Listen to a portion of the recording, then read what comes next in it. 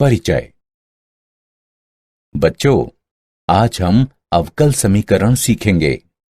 तो प्रश्न है कि हमें अवकल समीकरण को सीखने की आवश्यकता क्यों है? क्या कोई बता सकता है? सर, क्योंकि अवकल समीकरण एक अभिव्यक्ति है जो मात्राओं और उनके परिवर्तन की दर से संबंधित है। बहुत अच्छा। कोई और? सर, क्या हम अवकल समीकरण के माध्यम से विकास दर का वर्णन कर सकते हैं? हाँ, और एक अवकलन समीकरण का हल केवल एक संख्या नहीं है, अपितु एक फलन भी है। क्या ये दिलचस्प नहीं है? चलो अब शुरू करते हैं। इस पाठ में आप जानेंगे कि अवकलन समीकरण को कैसे हल करते हैं। उद्देश्य। इस पाठ के अंत में आप निम्न करने में सक्षम हो जाएंगे। अवकल समीकरण की कोटि और घात ज्ञात करना। अवकल समीकरण के व्यापक और विशिष्ट हल ज्ञात करना। दिए हुए व्यापक हल वाले अवकल समीकरण का निर्माण करना। पृथक्करण चर विधि द्वारा अवकल समीकरण द्वारा हल निकालना। समघातीय अवकल समीकरण को हल करना और रैखिक अवकल समीकरण को हल करना। आधारभूत संकल्पनाएं। एक समीकरण जिसमें स्वतंत्र चर, आश्रित चर एवं उनके अवकलज सम्मिलित होते हैं, एक अवकलन समीकरण कहलाता है। एक ऐसा अवकलन समीकरण जिसमें केवल एक स्वतंत्र चर सम्मिलित होता है, सामान्य अवकल समीकरण कहलाता है। उदाहरण के लिए dy बटा dx minus x log x बराबर 0। अवकल समीकरण की कोटि। अवकलन समीकरण की कोटि अवकल समीकरण में उपस्थित उच्चतम अवकलज होती है। उदाहरण के लिए 1 बटा x गुणा d2y बटा dx वर्ग बराबर e की घात x एक अवकल समीकरण है। उच्चतम कोटि वाले अवकलज अर्थात d2y बटा dx वर्ग की कोटि 2 होती है। अवकल समीकरण की डिग्री यानी घात। अवकल समीकरण में उपस्थित उच्चतम कोटि के अवकलज की उच्चतम घात उस अवकलज समीकरण की घात कहलाती है।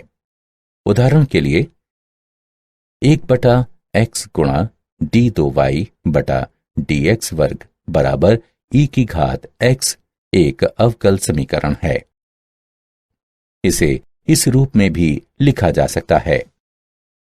1 बटा x गुणा d2y बटा dx वर्ग संपूर्ण घात 1 बराबर e की घात x, अर्थात उच्चतम कोटि के अवकलज की घात 1 है।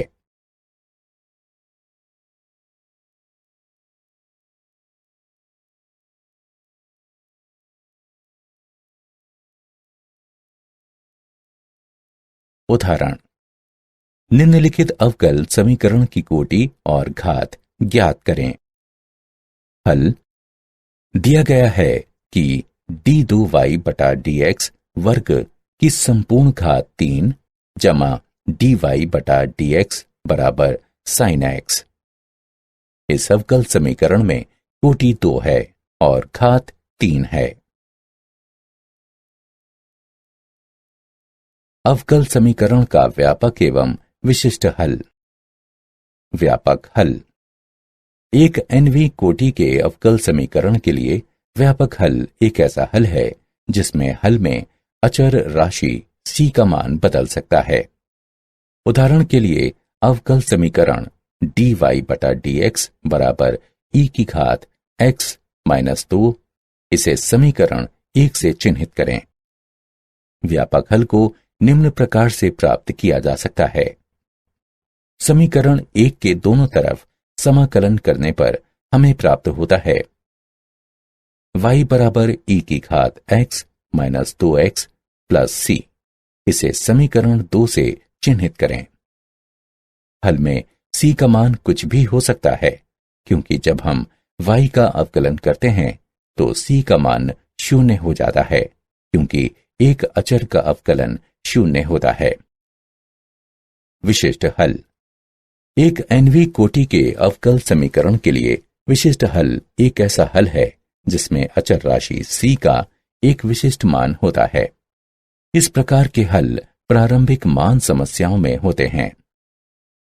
अवकलन समीकरण dy बटा dx बराबर e की घात x माइनस 2 का व्यापक हल y बराबर e की घात x minus 2x plus c है। जब y 0 बराबर 3 है, इसका तात्पर्य है x बराबर 0 पर y बराबर 3 है। समीकरण 2 में x तथा y का मान रखने पर हमें प्राप्त होता है c बराबर 2। अवकलन समीकरण का विशिष्ट हल है y बराबर e की घात x माइनस 2x जमा 2।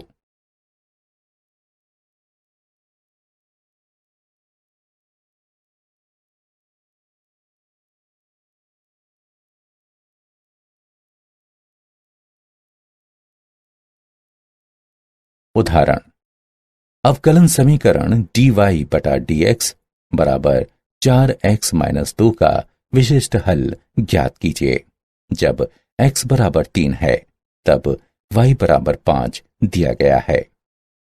हल दिया गया है dy बटा dx बराबर 4x माइनस 2, dy बराबर 4x माइनस 2 dx।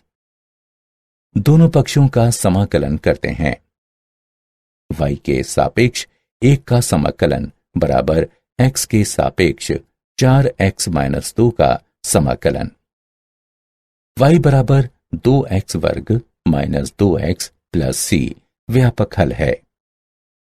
जब y बराबर 5, x बराबर 3 हो तब 5 बराबर 2 गुणा 3 वर्ग माइनस 2 गुणा 3 प्लस c। 5 बराबर 18 माइनस 6 प्लस c। 5 माइनस 12 बराबर c बराबर माइनस 7। दी गई प्रारंभिक स्थिति के लिए विशिष्ट हल y बराबर 2x वर्ग माइनस 2x माइनस 7 है।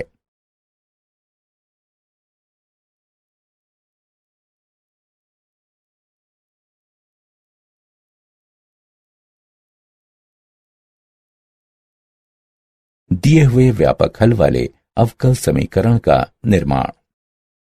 स्वेच्छ अचर युक्त तथा xy में एक दिए गए समीकरण से एक अवकलन समीकरण का निर्माण करने के लिए दिए गए समीकरण को x के सापेक्ष निरंतर उतनी बार अवकलित किया जाता है जब तक एक स्वेच्छ अचर न आ जाए।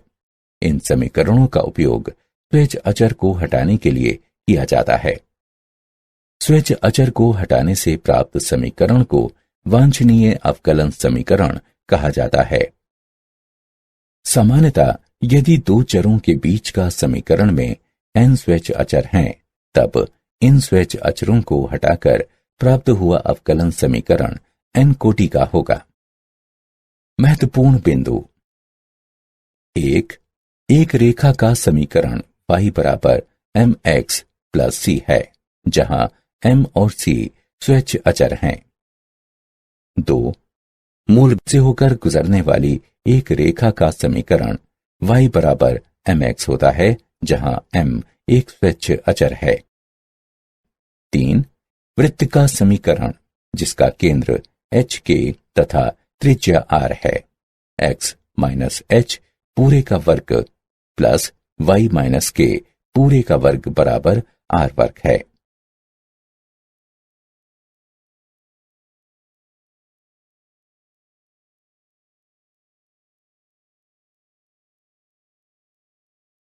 उदाहरण। वक्र कुल का अवकलन समीकरण ज्ञात कीजिए। y बराबर m cos 6x plus n sin 6x, जहां m n स्वेच्छ अचर हैं।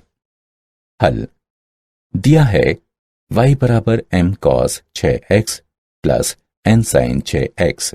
इसे समीकरण 1 से चिन्हित करें। समीकरण 1 का x के सापेक्ष अवकलन लेने पर हम पाते हैं dy बटा dx बराबर -6m sin 6x जमा 6n cos 6x। इसे समीकरण 2 से चिन्हित करें। समीकरण 2 का x के सापेक्ष अवकलन लेने पर हम पाते हैं d2y बटा dx वर्ग बराबर -36m cos 6x minus 36n sin 6x। इसे इस प्रकार से लिखा जा सकता है d2y बटा dx वर्ग बराबर -36 गुणा m cos 6x plus n sin 6x। इसे समीकरण 3 से चिन्हित करते हैं। समीकरण 3 में y का मान रखने पर हम पाते हैं d2y बटा dx वर्ग बराबर -36y। अतएव d2y बटा dx वर्ग प्लस 36y बराबर 0। यही वांछनीय अवकलज समीकरण है। प्रथम कोटि एवं प्रथम घात के अवकल समीकरण को हल करने की विधियां। पृथक्करणीय चर वाले अवकल समीकरण। अवकलज समीकरण निम्नलिखित रूप का होता है dy बटा dx बराबर fx बटा gy या gy बटा fx या fx गुणा gy। उन्हें क्रमशः इस तरह से लिखा जा सकता है gy dy बराबर fx dx या dy बटा gy बराबर dx बटा fx या dy बटा gy बराबर fx dx एवं इसके पश्चात वे समाकलित हों। उदाहरण, अवकल समीकरण को हल कीजिए। dy बटा dx बराबर e की घात x minus y plus x वर्ग गुणा e की घात घटा y। हल दिया है dy बटा dx बराबर e की घात x घटा y प्लस x वर्ग गुणा e की घात घटा y। दाएं पक्ष से e की घात घटा y उभयनिष्ठ लेने पर हमें मिलता है dy बटा dx बराबर e की घात x प्लस x वर्ग गुणा e की घात घटा y।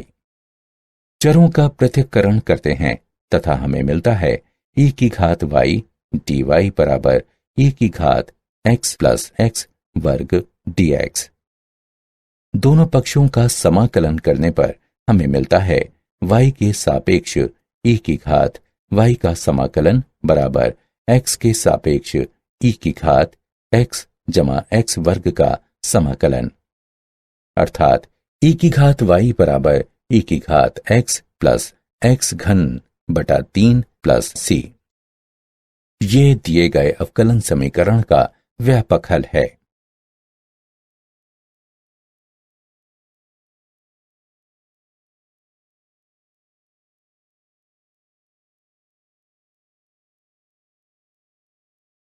समघातीय अवकलन समीकरण।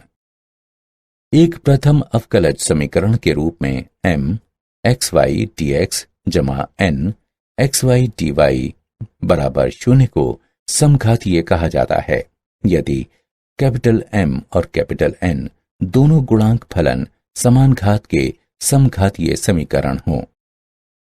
हल विधि। प्रतिस्थापन y बराबर vx या x बराबर uy का उपयोग करते हैं। प्रतिस्थापन के बाद परिणामी समीकरण पृथक्करणीय समीकरण होता है।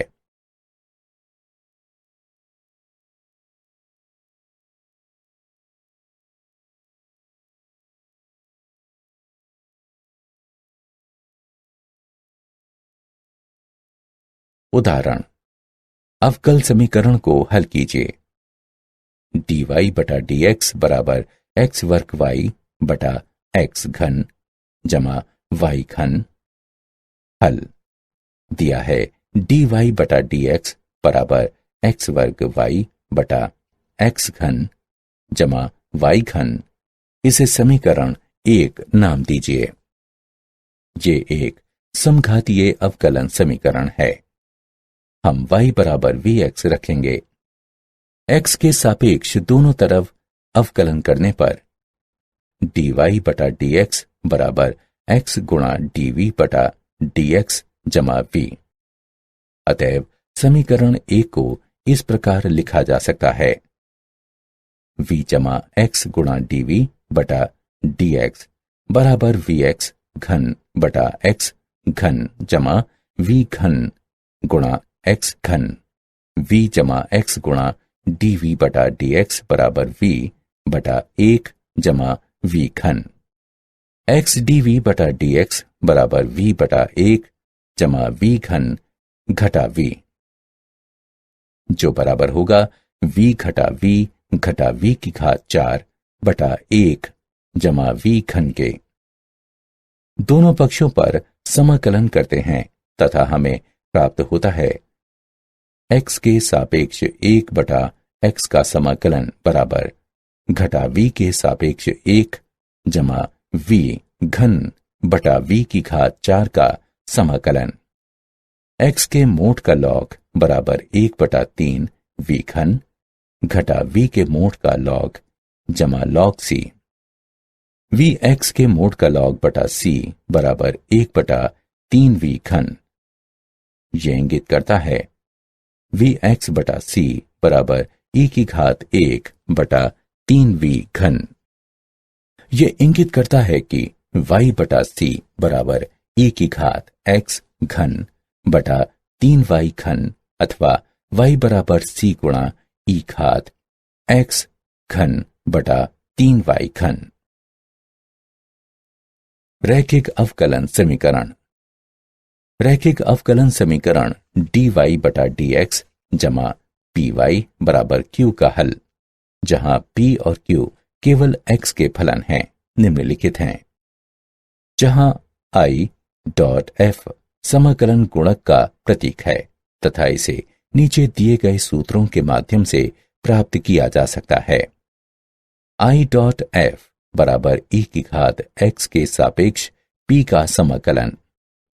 यदि अवकलन समीकरण dx बटा dy जमा px बराबर q के रूप में हो, जहां p और q y के फलन हैं और न कि x के या अचर के, इस स्थिति में समाकलन समीकरण i डॉट f बराबर e की घात y के सापेक्ष p का समाकलन है और हल x गुणा i डॉट f बराबर y के सापेक्ष q गुणा i डॉट f का समाकलन जमा c है।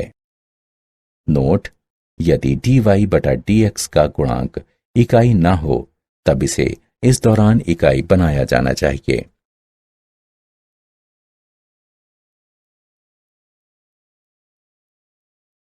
उदाहरण: अवकलन समीकरण को हल कीजिए।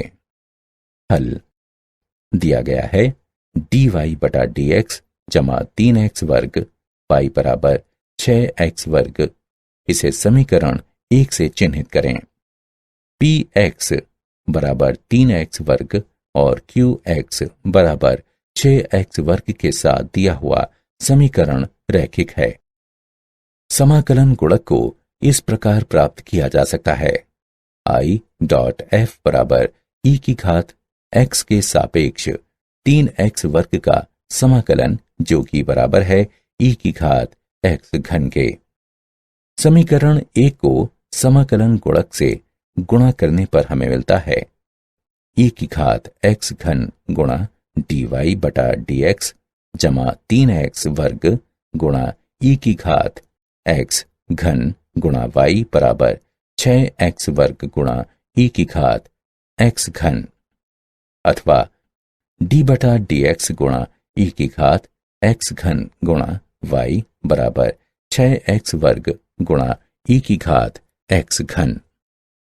दोनों पक्षों का समाकलन करने पर हमारे पास है e की घात x घन गुणा y बराबर x के सापेक्ष 6x वर्ग गुणा e की घात x घन का समाकलन बराबर 2 गुणा e की घात x घन जमा c। y के लिए हल करने पर हमें मिलता है y बराबर 2 जमा c गुणा ई की घात घटा एक्स घन। क्या आप जानते हैं, गोटफ्रीड विल्हेम लेबनीज ने चर पृथक्करण की विधि दी। उन्होंने रैखिक अवकलन समीकरण का हल भी प्रदान किया।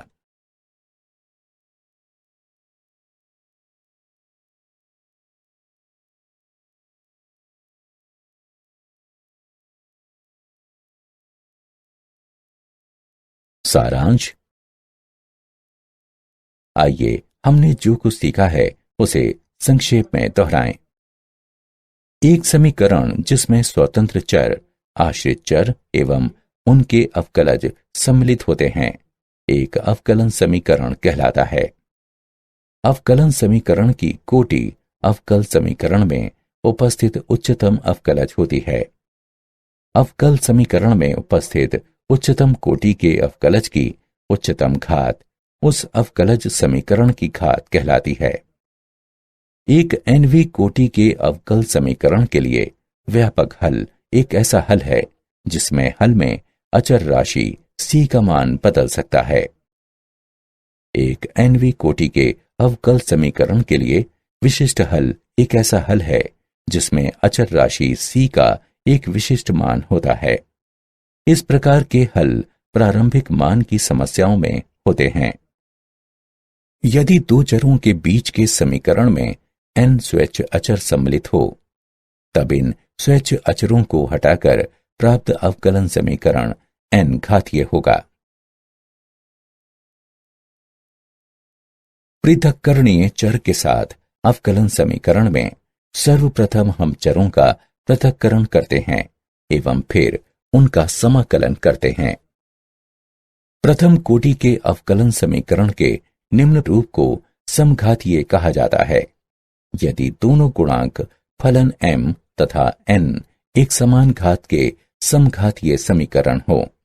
सर्वप्रथम हम y बराबर vx का मान रखते हैं तथा फिर परिणामी समीकरण पृथक्करणीय चर होता है। रैखिक अवकलन समीकरण dy बटा dx जमा py बराबर q का हल y गुणा समाकलन गुणक बराबर x के सापेक्ष q गुणा समाकलन गुणक का समाकलन जमा c, जहां i डॉट f समाकलन गुणांक का प्रतीक है, बराबर e की घात x के सापेक्ष p का समाकलन, जहां p तथा q x के फलन हैं।